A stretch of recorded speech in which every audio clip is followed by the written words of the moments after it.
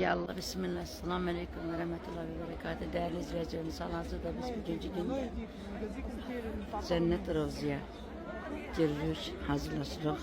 Şükürler olsun Allah'a. Hazırda zəvvarlarımız cərgədədirlər. O gördüğünüz, bəli, Cennet Rovza'dır.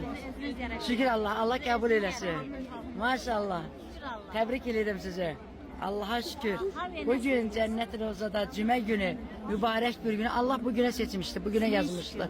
Siz burada, bəli, cennet bağında namaz kılasınız. Allah'a şükür. Hanımlarımız hal-hazırda Cennet Rovza'dadır.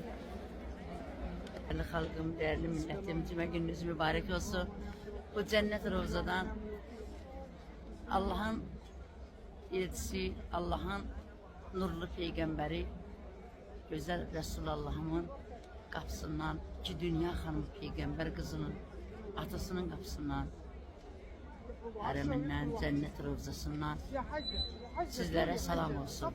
Benim Azerbaycanıma, Azerbaycan'ın bütün bölgelerine, bizi sevenlere, bizimle gelenlere, Ramazan ümrelerine, hazırlaşanlara, bizimle Ramazan ümresine gelenlere Allah'ın selam olsun. Esselamu Aleyküm ve Rahmetullahi ve Berekatuhu.